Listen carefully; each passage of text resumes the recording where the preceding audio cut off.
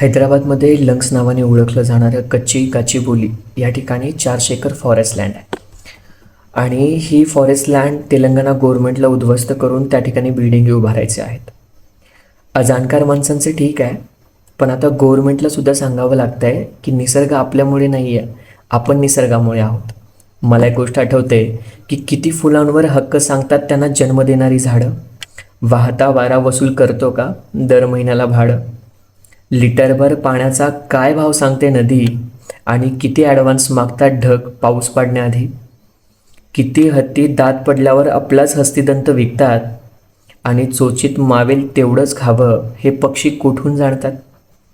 प्रकाश दिला म्हणून सूर्य कधी घरी लाईट बिल धाडतो का? आपण कधी रविवारची सुट्टी घेऊन जगामध्ये अंधार पाडतो का? हलका वाघ भारी वाघ, हलका कोल्हा भारी कोल्हा, असं त्यांच्यातही असतात का हो नाती? आणि एक बी उगवण्याची किती चार्ज करते माती? किती हरणी स्त्रीलिंगी गर्भ आहे म्हणून अबॉर्शन करतात, आणि किती ससे शर्यत हारल्यावरती गळफास घेऊन मरतात? अनाधिकृत काळापासून निसर्ग आम्हाला शिकवत आहे कसं जगायचं, हे कृतीतून दाखवतं आहे. पण आम्हीच वेडे ओरबडून खातोय निसर्ग.